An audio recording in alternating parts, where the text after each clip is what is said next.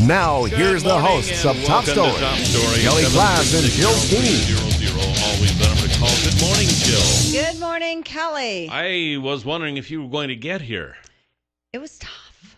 The farm equipment. There was this huge thing. I don't even know what it was. So now you're beating up on the farmers.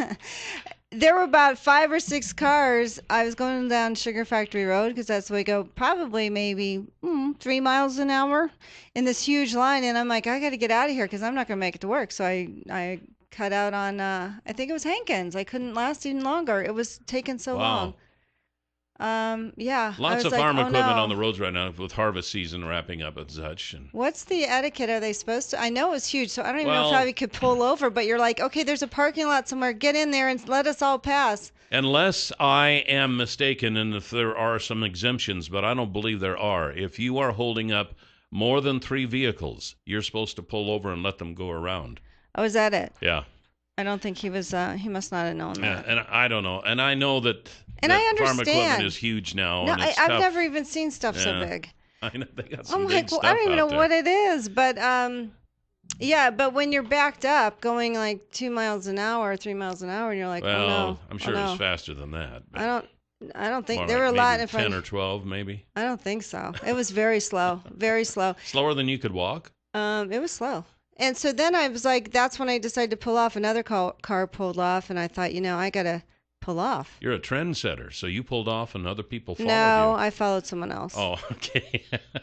I thought that's a good idea. I got to pull off too. Yeah, well, anyway, but you I are understand. here, that's what counts. I understand they have their work, and I get all that, and I try to. But when you've got 5 or 6 cars and trucks behind you. Yeah, I know. It's just it's kind of like a school bus, School buses are irritating. Well, you don't go around them and you don't. I saw a story on ABC News last night about school buses, like people driving around them, almost hitting kids. People are crazy. I don't get that. And and we have the cops on today. We do. So we can ask him about it. Twin Falls PD officer Stephen Gassard. He is a school resource officer. Mm-hmm. He'll be telling us about his bully bucket program. That's right. I think it's pretty successful. We're going to postpone him for about 5 minutes. We're going to have him from 8:40 till 9. He'll have a longer segment this morning to explain that program. Then we'll have Linda Fleming, who's coming in from Habitat for Humanity Restore. Mm-hmm. They got a big event coming up, so we'll have her at 8:30. Then at 9 o'clock, we have Twin Falls School Superintendent Dr. Wiley Dobbs. Here a while back, it was announced that the Twin Falls School District was having to lay off a lot of part-time workers because of the Affordable Care Act. So we're going to have him come in and explain that and ask questions. And so should be an interesting show today. Oh, I think so.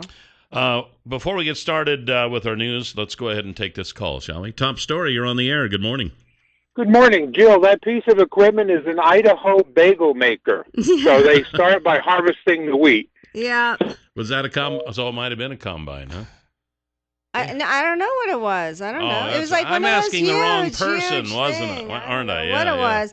Tom will sometimes quiz me when we see these big things because I'll be like, "Oh my gosh, this thing looks like a transformer." Like the ones where the wheels are so tall you could like drive in between it. Yeah. And I'll say, "What is that?" I'm like, "I don't know." He always quizzes me. Well, the big wheels where you could drive underneath it, those are sprayers.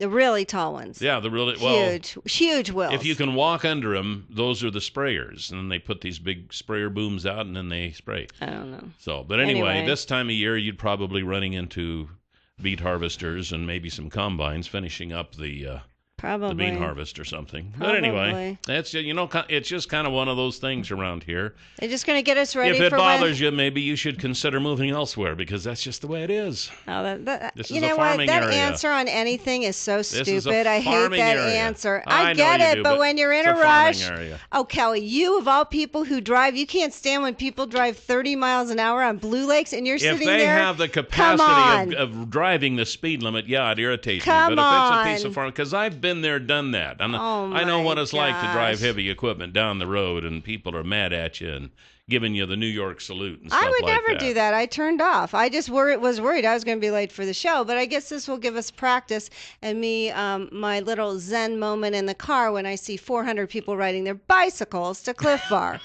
So on my roads, which I don't even know how that's possible. You of all people should think that's great, being the environmentalist that you are and the health nut that you are. That should, hey, you should that's think fine. that's great. These roads are not made for this. There is no median, there's no edge, there's nothing. You can't, I'm like, good luck. I don't get it. I mean, it's fine if we have the infrastructure for it. Come out to where I live. Why don't you come out to where I live someday? I know where you live. And look at the infrastructure of these roads on Sugar Factory Road. Come on. You got the trucks. You're going to have 400 bicyclists riding to work. I'm like, someone's going to be killed. When Jill got here today, she had one nerve left to pluck. It's gone. That one's gone. 736. Yeah, you plucked it. All right. 736. It is now gone. 0300. Top story. You're on the air. Good morning. Good morning. Good morning. Yeah, I've been that guy in the tractor, and I've also been the guy driving truck who's got a schedule to keep, and it can be irritating. Absolutely. Yeah. It can be. However, you must remember, you could live somewhere where food could cost you a lot more money. That's true. The point, I'm not mad at the farmers. I get it. I understand. I'm just saying sometimes when you're in a rush. She's just venting. She's just venting. Huh? More taxes and more roads. Well, see, if they that would be nice. If we did that, if we made bigger roads, then that would mean widening them, which would be extremely expensive, and then you would be taking up more farmland to make the wider roads. Oh, we're taking up farmland for the manufacturing plants, so Here we go. Why not sit there and make it wider so everyone can function? Hey, holy smokes. Don't get me wrong. I love the farmers. I love where I live. I love ag. All I said was I didn't think I was going to get here today. I got here with, 5 minutes to spare. That's all I'm saying. I took Hankins, okay? I took Hankins, then I took Kimberly, and then I got to work. That's all I'm saying was I was worried I wasn't going to make it, and I was very late today. I will say this, and I farmed. Please say something. I farmed back in the 80s. Yeah. And back then, I thought equipment was fairly big. But the equipment that we had back then that most of us farmed with was not as big as what I've noticed on the roads today. I mean, if you had a 12, 14-foot disc back then, that was about the average size. Some of them had the swing wings on them that would lay down and stuff, but they were, they would be folded up going down the road. But now, I mean, I go down the road, even on Highway 74, there are just huge pieces of equipment, and I think, man, that would have been cool to have had that back when I farmed. I know, Tom's like, I just wish I had something with a cab. So, yeah, well, true. Back in the day. I know. I mean, they were baking in the sun. So that, that's just the way it is. The farmers, there are fewer farmers farming more ground now, and in order to get across that ground, you got to have bigger equipment to do it. So. You started this whole thing. You said, I didn't think you were going to make it here. I know, and it's my fault. I didn't either. It's my fault. I know. It's my fault. I started it. I should have just kept my mouth shut. Well, I'm just saying. I do know this, though. A second healthcare worker at a Dallas hospital who provided care for the first Ebola patient diagnosed in the U.S. has officially tested positive for the disease, according to the Texas Department of State Health Services. Now, I don't know about you, but here in the last few days, it has kind of, and this is not, please, don't get me wrong, this is not a Republican, a Democrat thing. This is just an observation I'm making that our government, our facilities seem to be overwhelmed with incompetence. I mean, we don't know what to do. Somebody says, we're doing this, and then the people who are actually in the pits doing it saying, no, we're not.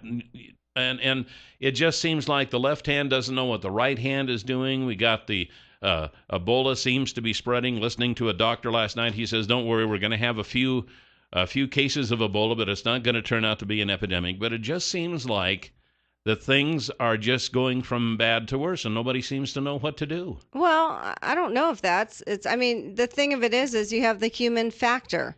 If the nurse at Texas Presbyterian Hospital would have, at that moment when the man said he was from Liberia, asked him if he ever could have had contact with someone with Ebola, and the guy said yes, or she should have just said, let's test you, this wouldn't have happened. So, I don't know what to say. The doctors knew. They said they all got the same records. They now said they all got it. They all saw it was from Liberia.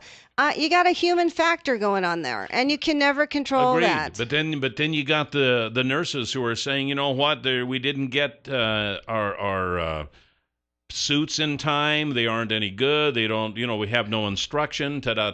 It's almost like They should have just sent. he said, she said. They type of should have deal. sent the man, if they found out he had Ebola, to the hospitals that are prepared instead of. I don't know what they were thinking in Texas. But then again, I lived in Texas for 6 years, and I can say this.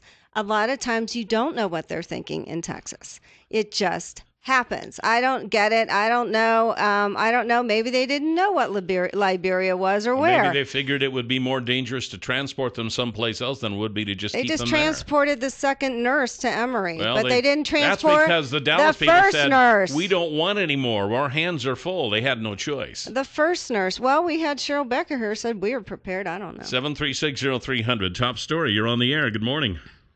Good morning. Well, I thought that was a bit of a slam to Texas. I've lived there too.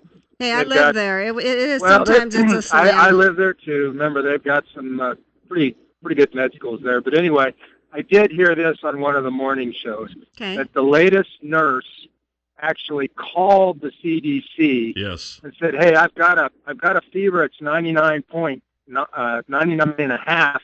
I want to go to Ohio, see some relatives."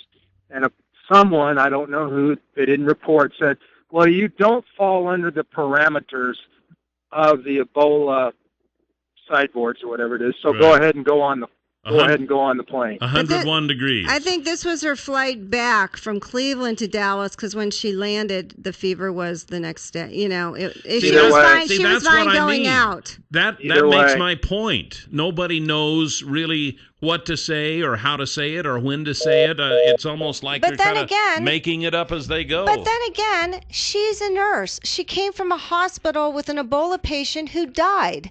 Why are you calling the CDC? Why not go to a hospital and say, give me a test? I might have Ebola. Okay, why would you even... Do you know what I'm saying? Yeah, is there no common sense? She is a nurse. I know. You're calling the CDC? That's what I'm saying. Nobody seems to know what to do. Even You're in a hospital where the guy died. Your friend who's a nurse has Ebola. You don't think, wow, I might have Ebola? Where is the common sense? I don't get it. Well, common sense went out the door, I think, a long time ago. But I agree. No, I agree. Even the nurse who's coming down with a fever thinking, especially since she had been treating one, it should have registered. Who died. Then she calls the CDC, which, is kind of a duh. But even the CDC said, oh, no, you're fine. Go ahead. See, nobody knows. She knew. And that's a little disconcerting to me. She knew. What's wrong with these The Duncan guy knew. Hello. They knew. What is going on? 736. Don't act like they don't know. 0300 is the number to call. We'll be right back. 736-0300 is the number to call here on Top Story. Welcome back. Also, the folks at Canyon Pond would like to welcome you. Canyon Pond is on Shoshone Street, and it is Twin Falls' newest pawn shop.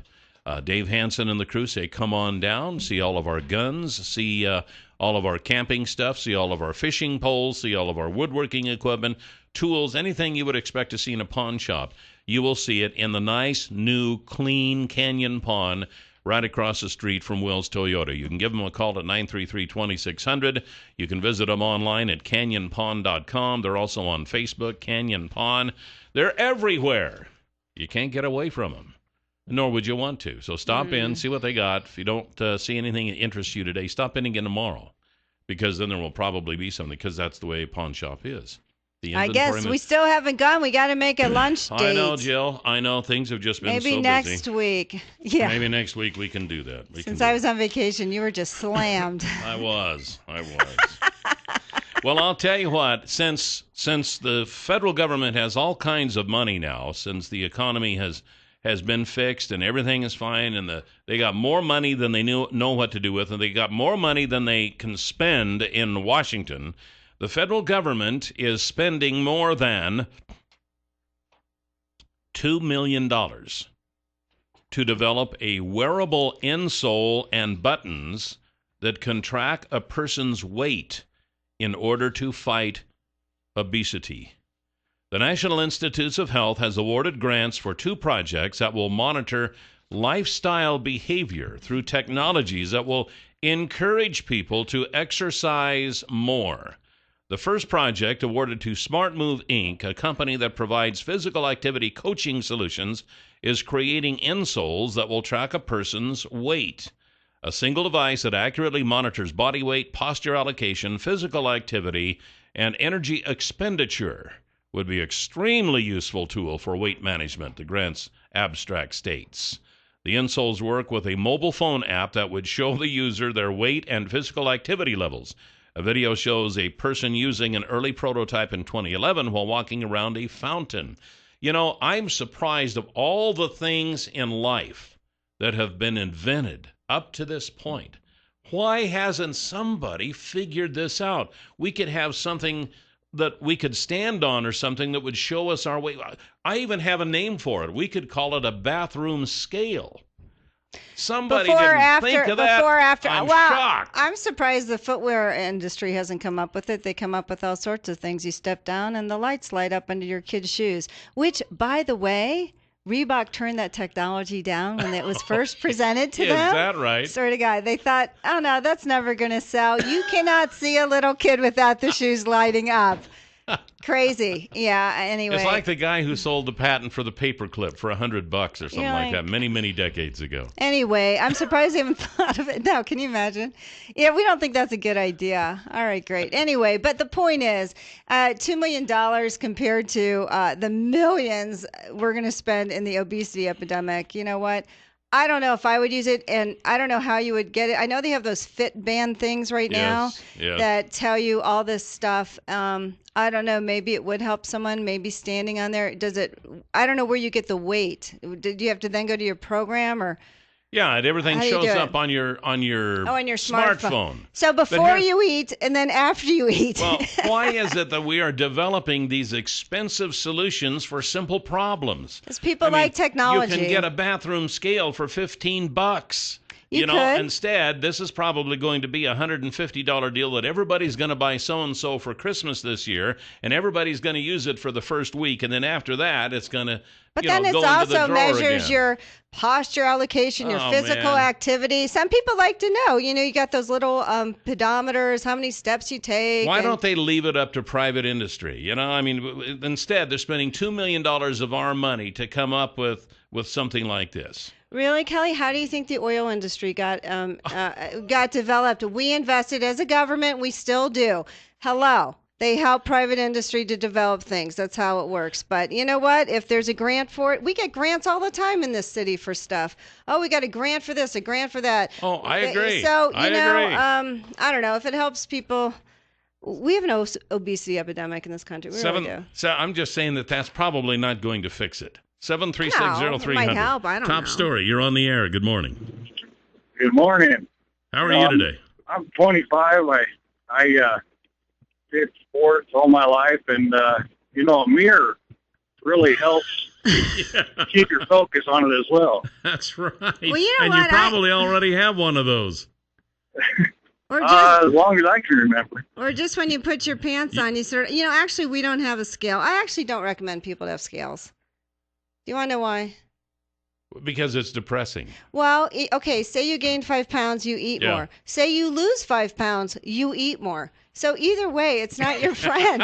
How many times do you lose weight and you're great. like, okay, I lost 5 pounds. I can have a little bit more now because I lost 5 pounds. Saying? And it tortures you all day long. I'm like, you know, I give it to your then why worst would this enemy. be any different? Why would this app that we spend our government money on, our taxpayer money on, that won't be any different? We're going to spend a lot on the obesity epidemic. If it helps some people, but this isn't going to fix it. This isn't going to fix it. They should actually send everyone my cookbook. That would help fix it. Now you're talking. Now we're I'm surprised you didn't bring that up earlier for crying out loud. I can only think of so much this early. We have Linda Fleming next with the Habitat for Humanity Restore, a big fundraising event coming up right here on Top Story. Then we'll have Officer Stephen Gassert with the Twin Falls PD. And then at 9 o'clock, it's Twin Falls School Superintendent Dr. Wiley Dobbs.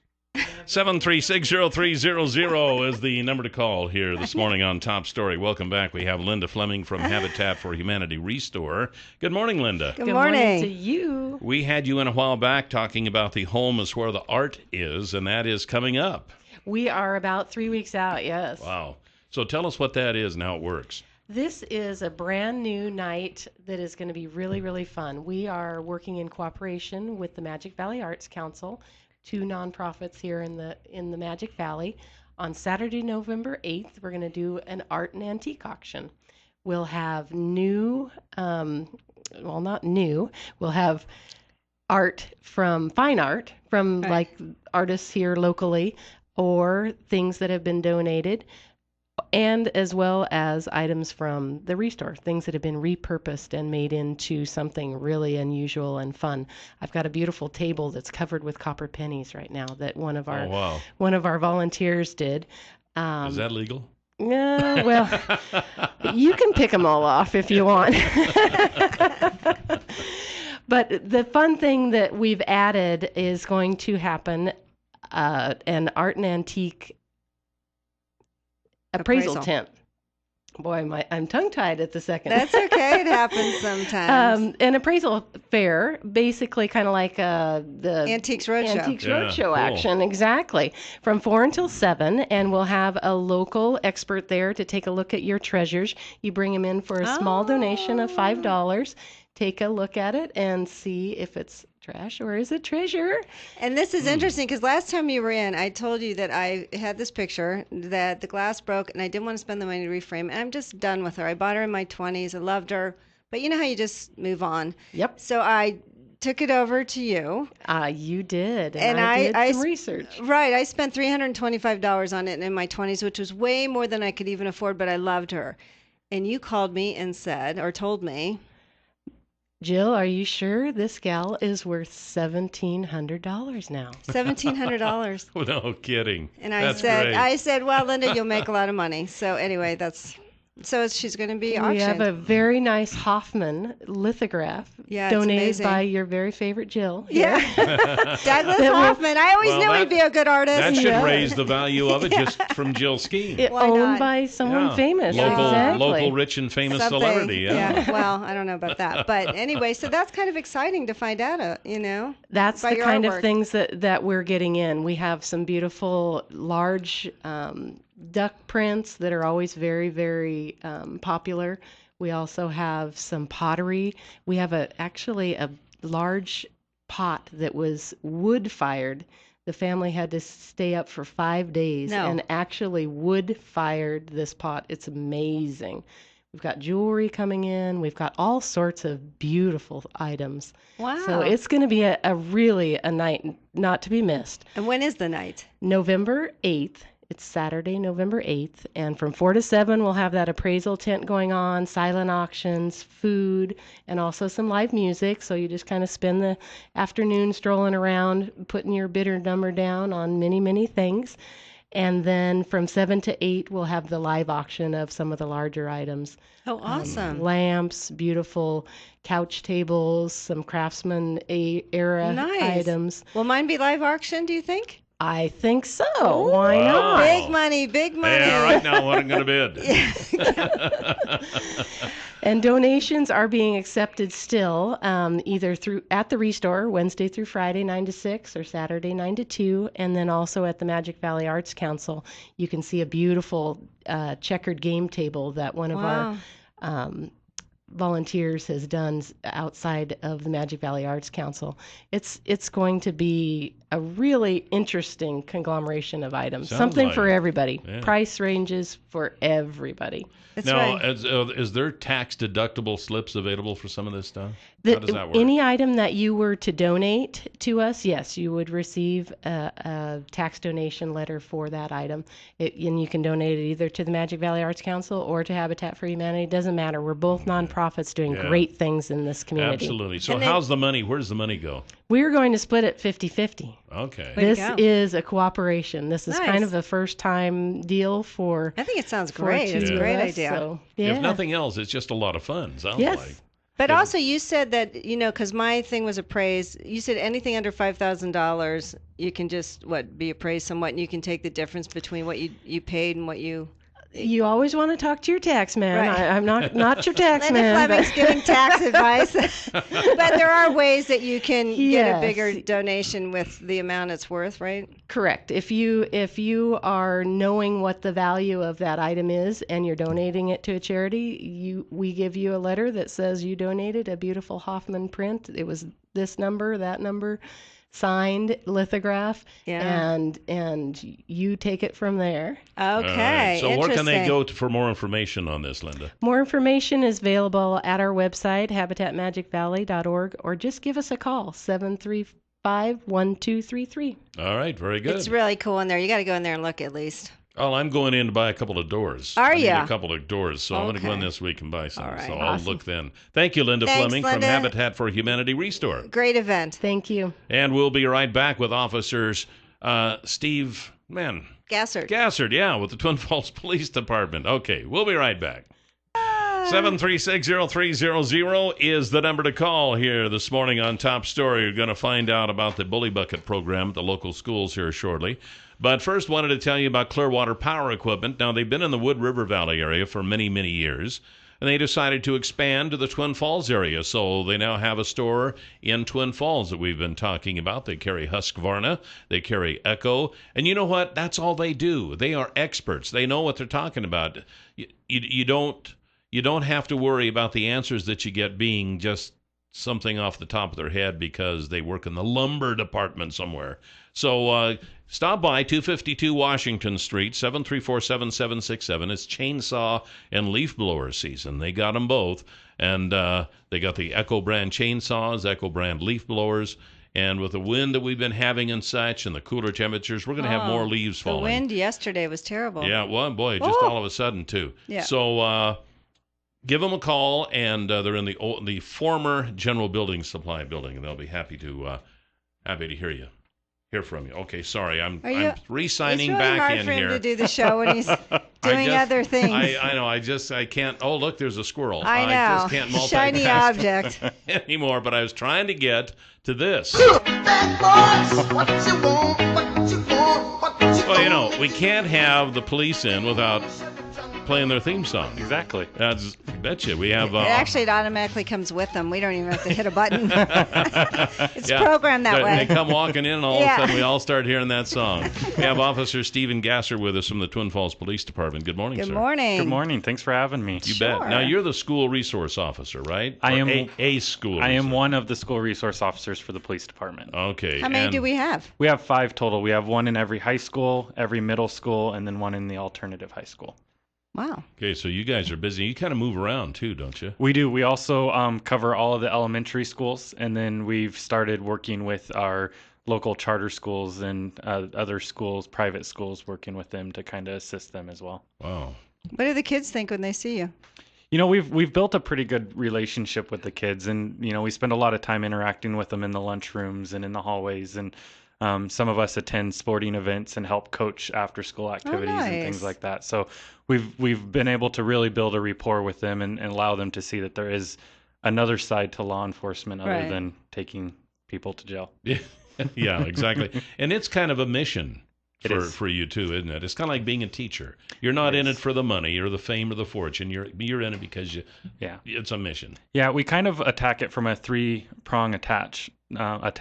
We're first and foremost law enforcement, so we're there to investigate crimes and make sure that the school's staying safe. But we're also teachers. Most of us specialize in different topics that we go into the classrooms and teach and work with the students on tobacco and alcohol and drugs and school safety and things like that. And then we're also kind of also a counselor where we work with the kids on life problems and things going on at home or things in their personal lives. They can come in and sit down and talk with us, and we can try and work through them. So you're kind of a Jack and Jill of all trades, then. Yeah.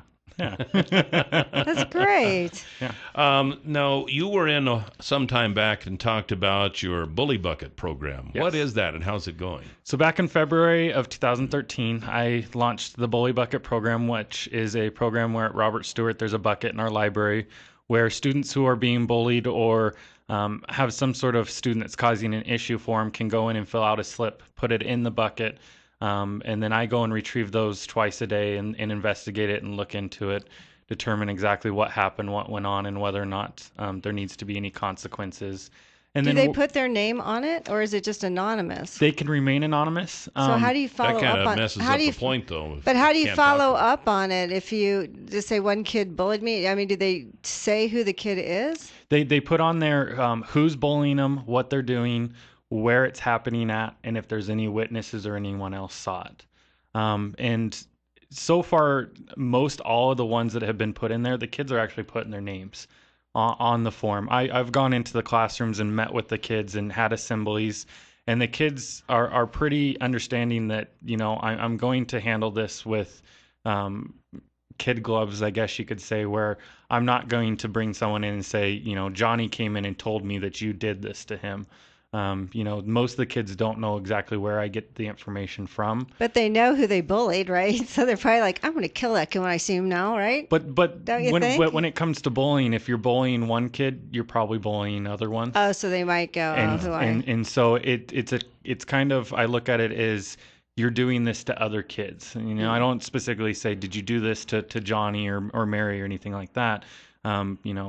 Teachers are observing that you're maybe not being kind to other students, or in the lunchroom, this was observed by the lunchroom lady. And usually it's not, that's one of the things about bullying that's kind of sometimes hard for some people to understand, is for it to actually be true and legit bullying, it has to be repeated. It has to be over, a certain amount of time. It can't just be one isolated incident to actually be constituting bullying. And so if it's happening to one student, it's happening to other students. And so we look at it from that approach. So how does it affect the bullier? I mean, do they stop? Do they realize? I mean, do you have to give them some therapy? Is it happening at home? I mean, really, like what changes your behavior? I can imagine some therapy that I would be. Do you know? But really, I mean, that's not normal to be mean like that.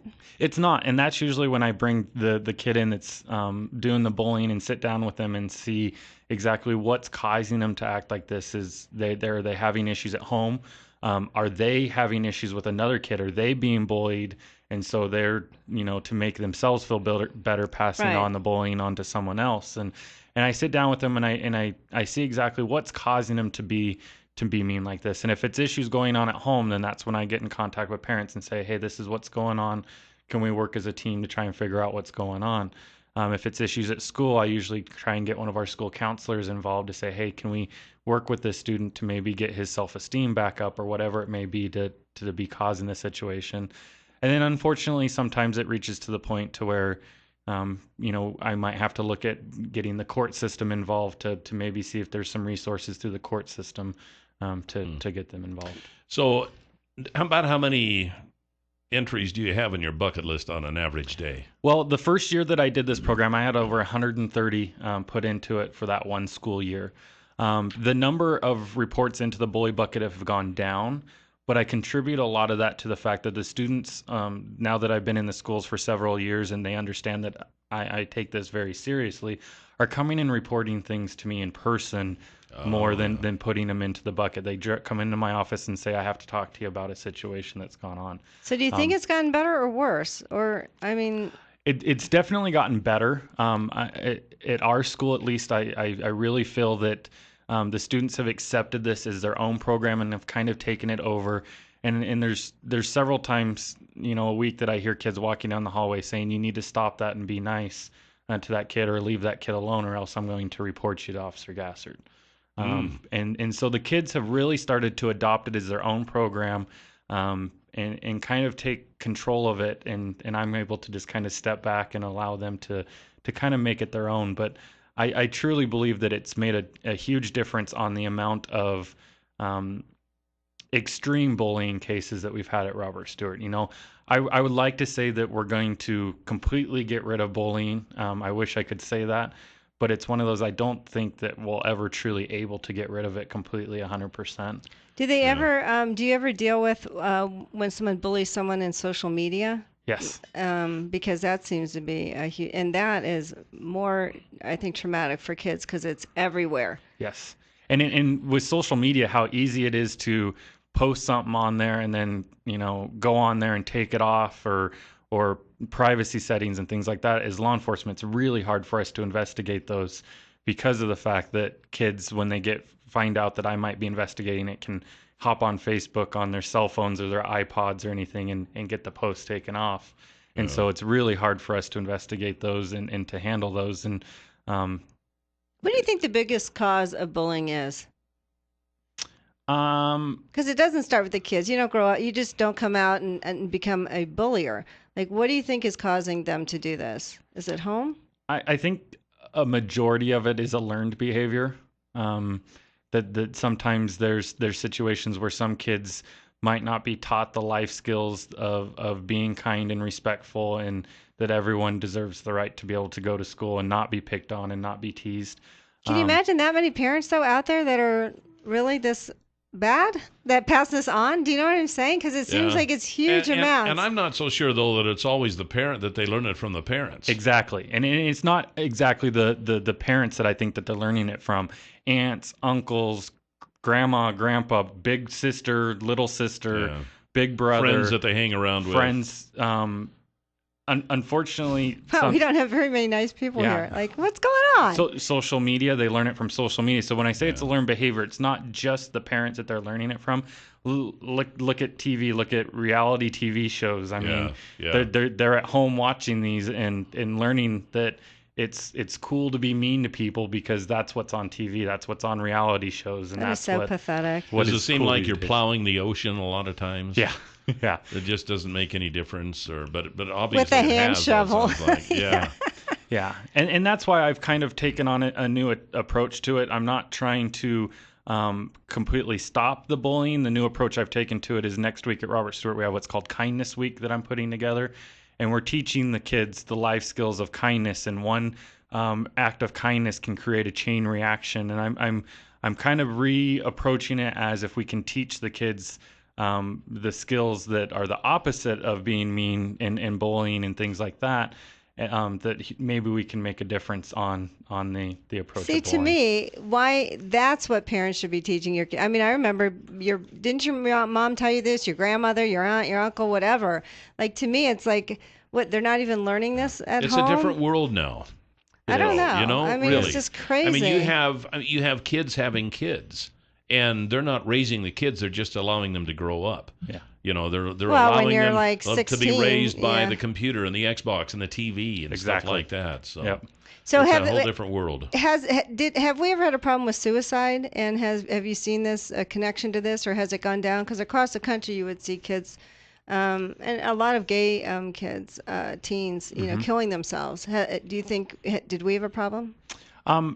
My experience so far, I haven't dealt with a student that's actually completed the suicide, but I have had several students in my office that have talked about, you know, having thoughts of causing harm to themselves.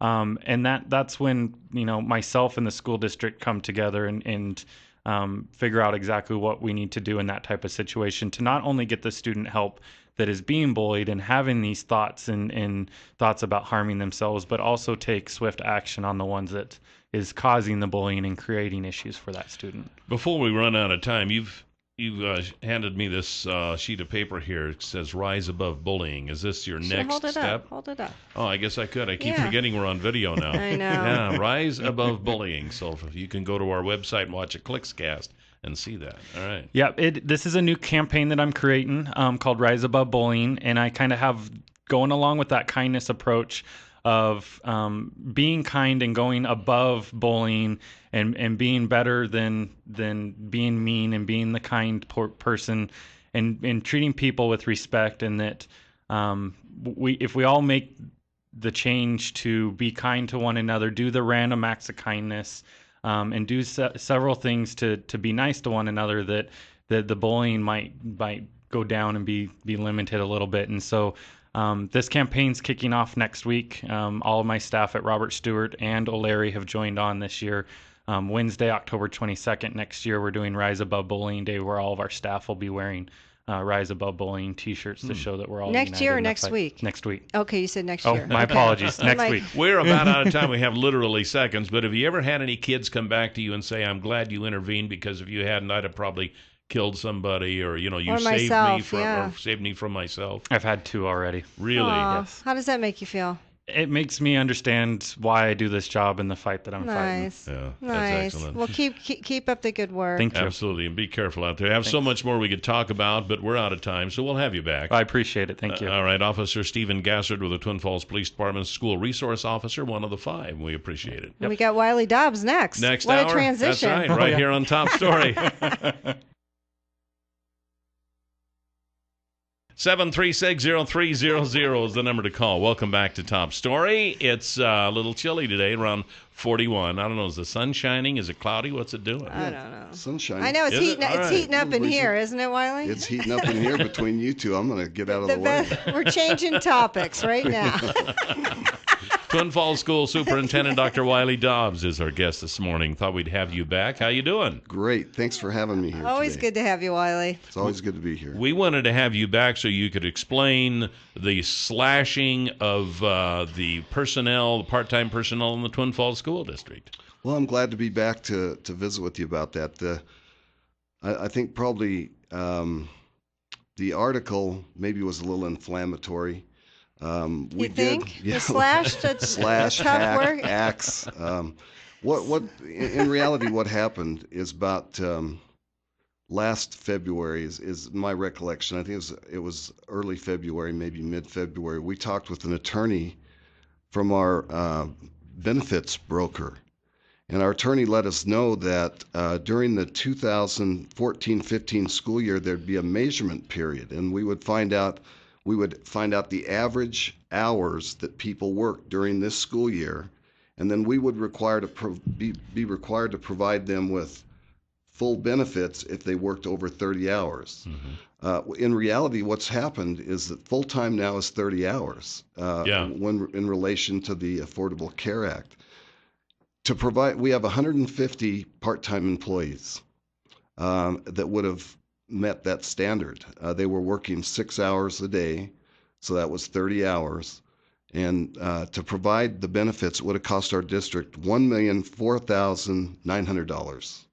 Because I think they said that in 2015 they only had to do 70% of their employees, and then it goes up to 95% in 2016. Did they take that into account?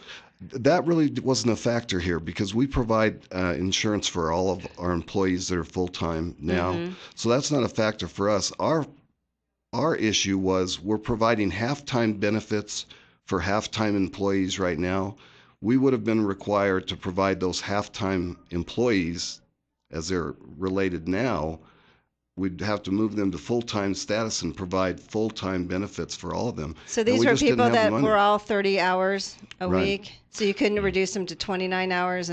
Well, that's what we did. You just reduced them by 1 hour? Well, that was the hack, the axe, the slashing. Was a half hour per day. So all of our 6-hour employees were moved to 5.5 hours. Now, we certainly didn't want to do that, and so do they get benefits at all now? They still get their halftime benefits if they choose to take them. Okay. Some don't want that because they would have to pay the other half, and they have insurance provided from some other, maybe their spouse or whatever. So, and we wanted to give people plenty of time. We didn't want to lose anyone. Yeah. But we also, in March of last year, brought everybody together. Face to face. We didn't send out a memo. You just didn't send out an email? No, we did not. A text? Or a call. Didn't even make a phone call. We set people down face to face and let them know the situation.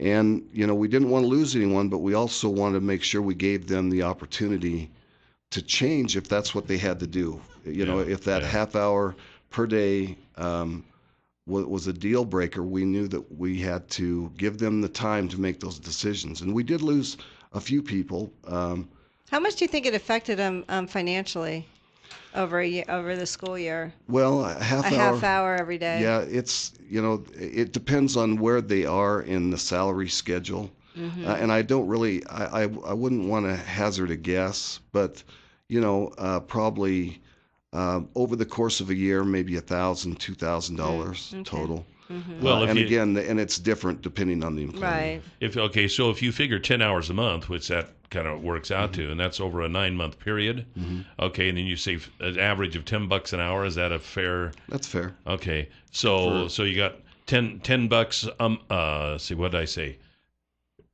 I don't know. I don't listen to you. Wiley, what 10 did he hours a say? month for 9 months would be about 90 hours. 90 hours at yeah. $10. That's about $900. So that's yeah. about right. Yeah. About $1,000, just short of $1,000 a year. I suppose with some workers that could be an issue. For some it was. Yeah. It was an issue, and the main thing we wanted them to know is this is not just being disrespectful to them. We absolutely feel and know that our paraeducators, which we used to call teachers' aides, paraeducators are cooks, the people that work in food service, our custodians. Those folks are just critical to what we do. And I heard they help in classrooms in case, with the teacher helping a student if they're having. Oh yeah, the para educators are in the classroom. They're working with the teachers. They have to meet some really high standards in order to get those jobs. They truly serve as teacher in many situations. Especially the one-on-one stuff. Yeah, and the article kind of made it sound like you rounded up about 150 people and said because of Obama and Obamacare, you guys are done. We're done with you. So yeah, we did. Was that in the conversation at all, Wiley? Was that phrase in the conversation at all? No, it wasn't. Okay. But we did let them know. We said we had talked to the attorney from our benefits provider, and this is what we're faced with. And right now our carryover is less than $1 million in our district. Now, 800, 900,000 is huge money for us sitting here, but in a district where, 45 million is our budget, that gives us about 3.9 days worth of operating expenses if the bottom falls out. Yeah. So we're right on the precipice, as are most districts in the state of Idaho. We're still recovering from the Great Recession, but we couldn't afford that. And so I think, by and large, the vast majority of our folks understood it. They were appreciative that we let them know way in advance. And so I think we handled it as best we could. And again, we're very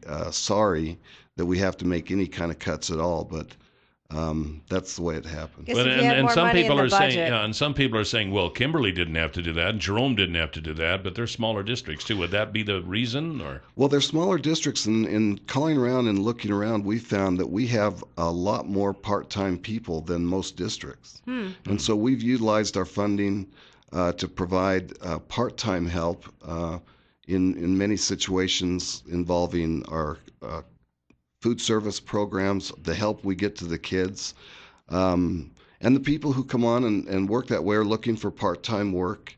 They know that it's not a full-time gig; it's part-time, and that's attractive to a lot of people. They want that. Well, especially even if you can get half-time benefits. I mean, that's perfect right there. Sure. Top story. You're on the air with Wiley Dobbs. Good morning. Hey, good morning, Kelly Fields, Carl. Good Carl, morning. how are you? Hey.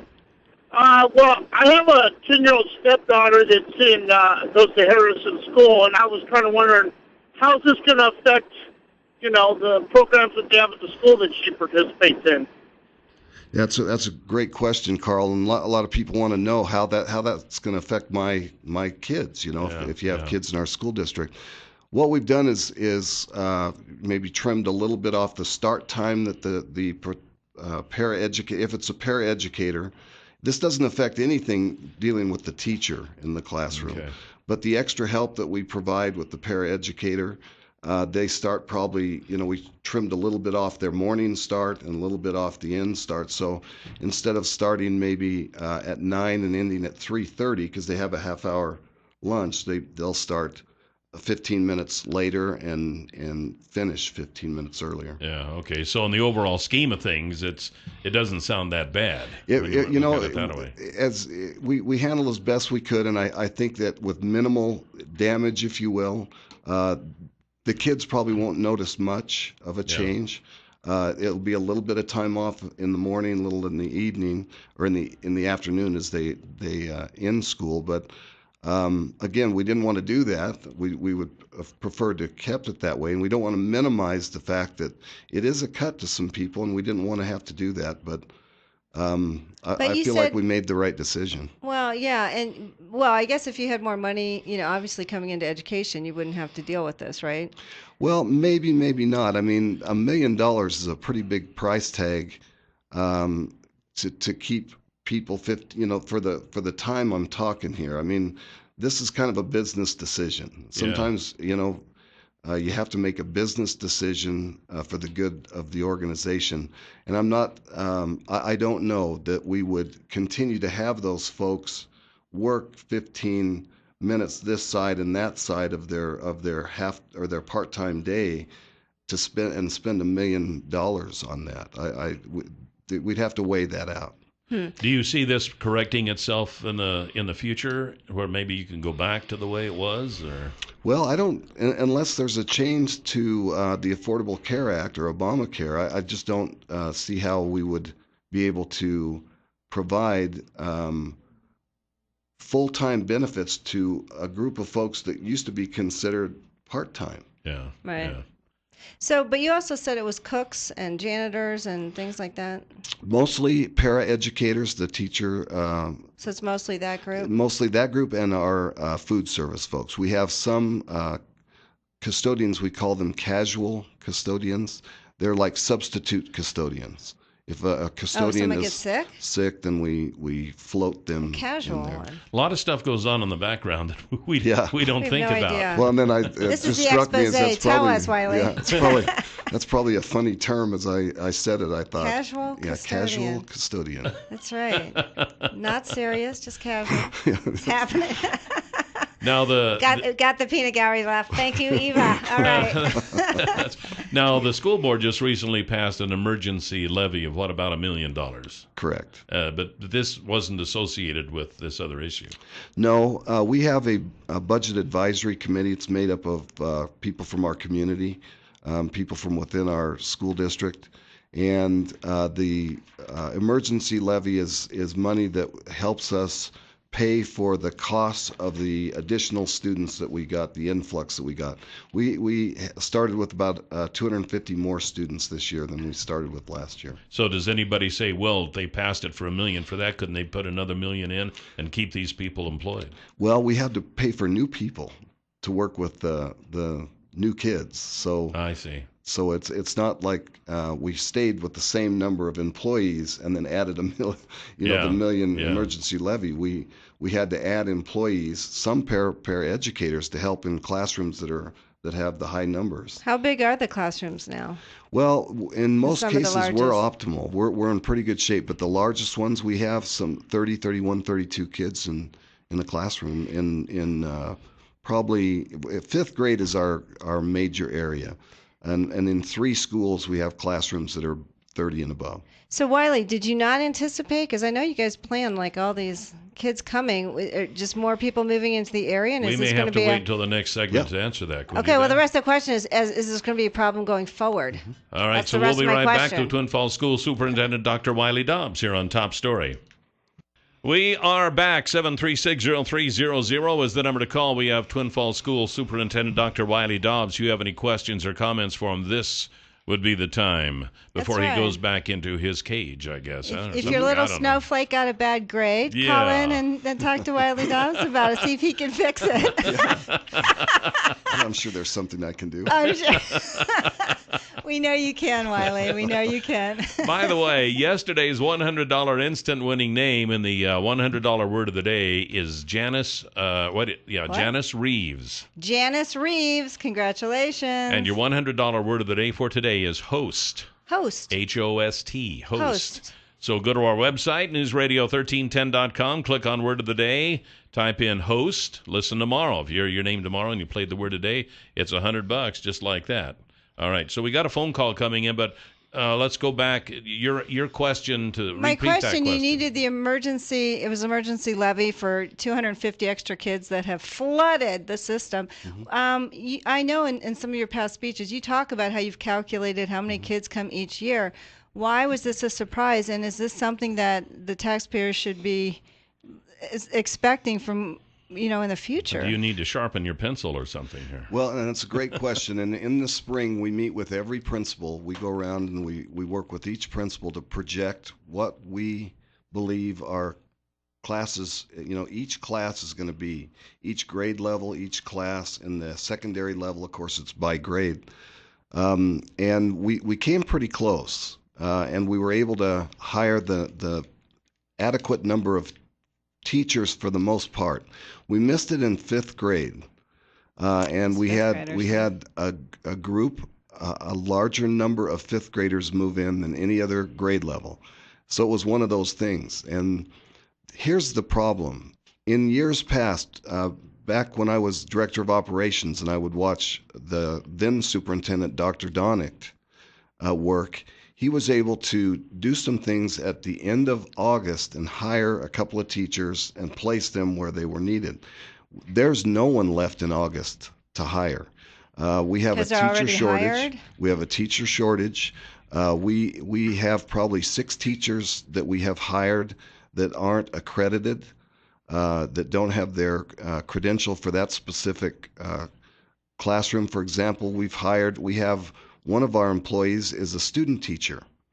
That's all we could, that's all we could find. That was the best that we could find. That's a little scary, isn't it? It is scary, and that's one of the reasons why, the effort on the part of the legislature to raise the pay for teachers, I think, is good. It's well aimed. Have you lost a lot of teachers to other states that pay better? I've been asked, just don't want to come here? Yeah, I've been asked that question, and I don't really have data that would suggest we've lost a flood of teachers from our district to other states. But the big problem is that we're having teachers retire, and the pipeline for teachers that are coming to Idaho is drying up, and I think they're just taking a look at the states around us even, and that the pay is quite a bit higher. Yeah. Do we still have a caller? No, we don't. I'm sorry. Call back. Please call back. Call back. Ask Dr. Dobbs what you want to ask him. Yeah. So now we are getting ready to build a couple of elementary schools and a middle school, right? We are. We're going to build one elementary school in the east across from Hankins from the Boy Scouts office. We've got one in the northwest, which will be at the corner of Grandview and Federation. Federation doesn't go through yet, but it will. And then the middle school will go in the south on Harrison and 3600. Okay. So that now you're kind of in the process now of getting the bonds have already been passed. You're in the process. When will construction start? We'll start breaking ground this early spring, maybe late winter as we move toward this next year. So, Wiley, what do you think the growth is? Because, we have Cliff Bar coming. That's like 400 people. And out of the area, I assume, because I don't even know if we have the workforce for it. Are you prepared for the future growth? We are, because of these schools. Last year, that was our big task before us last year, is we were having this influx. Twin Falls School District, in just 3 years, were more than 1,000 students more than we had 3 years ago. I know. Isn't that a little amazing. scary? So we're on an incline. Yeah. It's not scary because our patrons helped us. I guess you could say the cavalry's on the way. We've got schools that we're going to build. We'll be set up where we can handle 1,650 students in each of our high schools. So you'll have enough for the high schools. That should take us to about 2030. We will have middle school capacity for years to come, because we'll have 3 middle schools with about 700 each. Each of the middle schools have a capacity of 1,000. The elementary schools will have 2 new elementary schools, but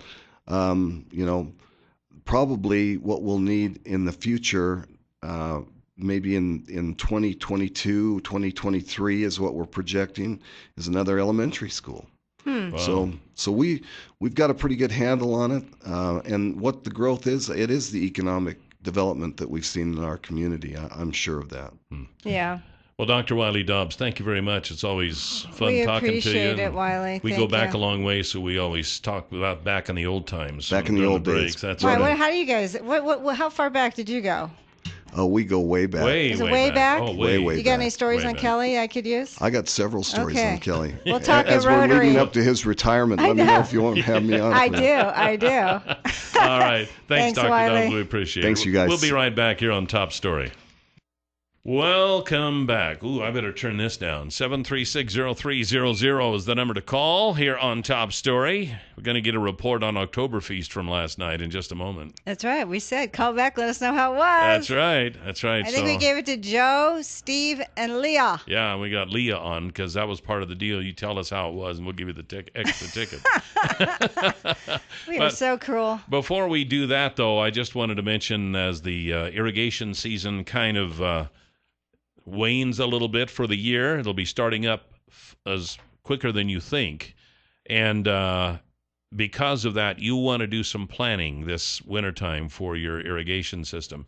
And you'll want to budget, and it is not going to cost a lot, but you need to get a hold of Far More of Idaho and see how much it's going to cost to have overflights of your fields so that they can give you these infrared photographs and you can study your fields and see which ones are not being watered properly, might have too much water here, not enough there. And get that in the plan for now so it won't be a big surprise this coming spring. But this is one of those things that you can budget for that will pay back many times over. Because once you fix the problems in your pivot or your irrigation system, you will notice that your crops are yielding more. So this is one of those deals where it doesn't cost, it pays. And ask them about Infrared Barren at Far More of Idaho. Their number is 324-3341. And they're online at farmoreofidaho.com. Infrared Barren. And ask them to explain it a little more to you because it's quite a fascinating thing that they're doing now with technology and agriculture. 7360300 is the number to call. All right, we're going to get our report now. We have Leah. Good morning, Leah. Good morning, you two. Good morning. How are you today? Did you have fun? Oh, we had a blast last night. We didn't get there until about halfway through. I had some business I still had to take care of. And we got there and were ushered right in, and everybody seemed to be having a good time. We thought, well, okay, we're set to go. The food was great. I have a tendency to ask questions, so we wanted to know how the Kiwanis got started and what they were doing, and so we even found out that the Turf Club used to be part of Hanson. Hanson really? What? Hanson what? Yeah. The town of Hanson? Yes. Oh, Hanson. Yes. The building? The Turf Club. I didn't know and it that. was, when you walk into the Turf Club, on the left-hand side, right. There's a little counter where the cloak room is. Yes. There's a little 8x10 frame, and it has the story in it. So we were talking to the guys that we had originally talked to about, the Kiwanis Club, and they're 100 years old this year, etc. The guys are I the guys thought are the Ray club. was looking a little gray around the edges there when we had him in talking about Oktoberfest. Yeah.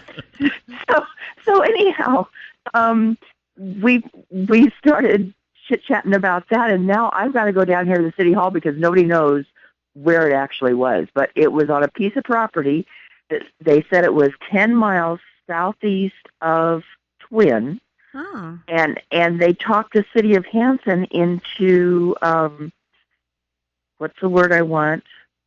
Incorporating that piece of property into the city. Oh, annexing it? Yes, that's the word. Thank you, Joe. You're welcome. I haven't had enough coffee yet. That's okay. So it was a great night. So it wasn't actually in the town of Hanson, because if it was 10 miles southwest, probably would have been quite a ways south. Southeast, yeah. Yeah. So that's. So how was the sauerkraut? Oh, delicious! Here we're finding out good history, and then Jill wants to know about the food. That should have been my line. Because they make it homemade, and so I'm always curious about that. Yeah. And I want to know. I mean, the red sauerkraut that they had. I want the recipe because that was the best I have ever had. Yeah. You might have to go to Germany. I know Ray. Do you know Ray Parrish?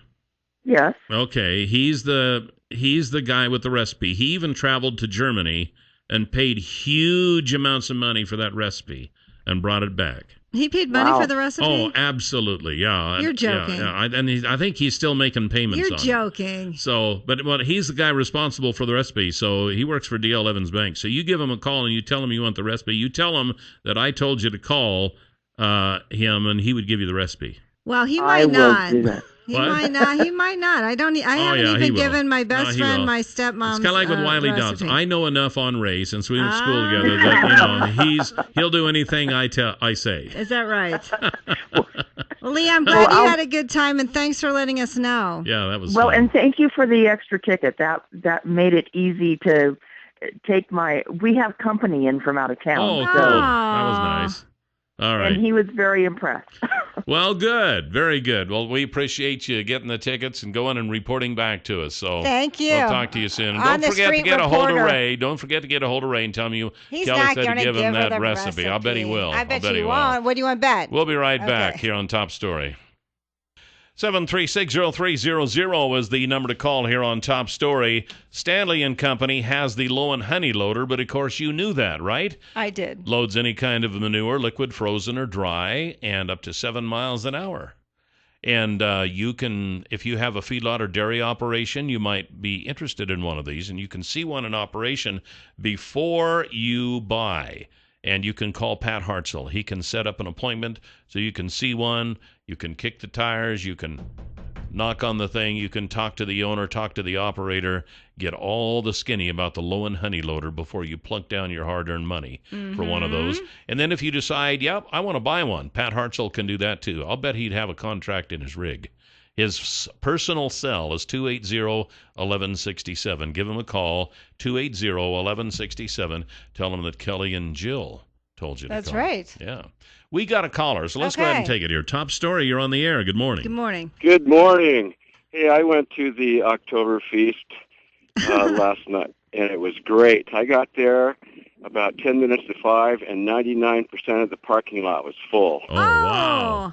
Now, you had a ticket from us too, didn't you? Yes, I did. Yeah. Thank you very much. You're welcome. Well, I wrote clicks on the back of that, so you should have gotten VIP treatment. Oh, I did. They sent me, the Kiwanis were dressed in green vests, and they took you to the seat. There must have been about 8 guys, and they took you to your table, and it was kind of cafeteria style, just long tables or convention style. I mean, and so I told the guy, "Well, sit me next to a couple hot chicks," and he set me down across Did it work? Oh yeah, they were a little older than I was, but they were a lot of fun. I was probably the youngest guy there at that time, and I'm 67. Ooh, I wonder if he sat next to Leah and her friends. I don't know, but it was a lot of fun, and how was the music? Well, the music was over the speakers, the PA system, and it had the theme of German. Polka. Beer drinking, polka and all that kind of stuff, but it wasn't real loud, so you could have conversation. And it was really a lot of fun. Oh, good. Another thing, the lady who called about the Turf Club. Yeah. In the Times News, they were having a Magic Valley's 100 Best series for a while, and they had one on the Turf Club, and I believe it was the sign that was in Hanson. And the guy who built that sign also did a lot of work in Las Vegas on the old strip, or maybe it was the downtown area, but that was moved. So I'm going to have to look that article up again. You can probably get it on your computer, Jill. Yeah. Times News Valley's 100 Best and Turf Club. I'll bet Michelle Matthews would know. Oh yeah, Michelle knows everything. She does. Well, good. I'm glad you had a good time. Yeah. Oh, the food was great. Everything was great. They had young high school girls running around, giving coffee, and I had one beer. And it was a great time. I'm going next year. All right. Sounds good. Well, all right. Thanks a lot. We appreciate the report. Okay, that's 2. Now, where's the third one? Yeah, I can't remember the name on the third ticket. Was it Steve? That's right. It was Steve, and he gave a last name too. Hinton. Yeah, there you go. See, just blurt it out there to the world. That's okay. He won yesterday. I know. Okay, sorry. I'm just kidding. Okay, all right, please. Okay, well, now we know that Oktoberfest was great. If you didn't attend it, you should attend it next year. Mm-hmm. All right. Just a couple of other news items to talk about we haven't gotten to yet.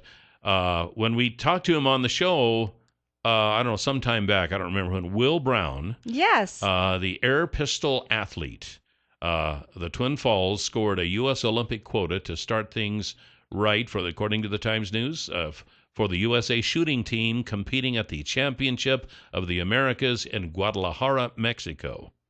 So we have Good for him. We have an Olympic shooter from right here in Twin Falls. And he was on our show. That's right. He's the 2013 World Cup USA gold medalist. He was the team's first rifle or pistol athlete to earn an Olympic quota. Good for him. I'll say. He was nice a nice kid. young man. Yeah, he really was. He came with his dad. Kind of quiet, kind of reserved, kind of had that sheepish grin. He doesn't have to talk. He can shoot. That's right. When you can shoot, you don't have to talk. You don't have to talk. Well, congratulations, Will. Absolutely. And I know that you are a big sports fan, and apparently the Kansas City Royals are going to be in the World Series. They won 4 straight last night. So I guess Kansas City has really revitalized. I was reading an article about it on the plane coming back from Atlanta, and really they've invested money in their downtown, and just it's really a destination city, really great. And so this is kind of caps off the fact that they have this great team, and they're really like the Moneyball team. Honestly, they don't have any stars. If anyone saw that baseball, did you see the baseball movie Moneyball? No. Where they kind of pick guys on their statistics, and you hit better if you hit on the second swing or the first swing. They weren't stars, but they put it together. And there was a show out. Yeah, I did. It was Moneyball with Brad Pitt. Yes, I didn't think they Jonah called Hill. it Moneyball, but I did see that show. That was very interesting. Yeah, and so anyway, it's kind of neat that they're really not huge stars, and they're winning, and they weren't expected to even get this far, and now, who knows, they'll probably win the World Series this year. That kind of goes with actors, too, because once in a while you'll see these independent films with people you never heard of before, and yet it's a great movie. Yeah. So... Anyway. It's not always whose name is up in lights. Way to go, Kansas City Royals. Yeah, there you go. I'm happy for Kansas City. Yeah, it's a nice underdog story. And it's time now for the Huckabee Report, which is brought to you today, as every day, by Waddell & Reed. You can hear the Huckabee Report each weekday at this time, brought to you exclusively by Waddell & Reed. Laura Nelson, Josh Funk, and Steve Stanger are the financial advisors, and the number is 736-6563. Here's what I'm looking for. What are you looking for, Kelly Class? Well, we got Bish's Trick or Treat on Bish's Street coming up. Yes. On October 31st, Halloween Day. That's a Friday. It is a Friday, and I'm sure the cops are thrilled.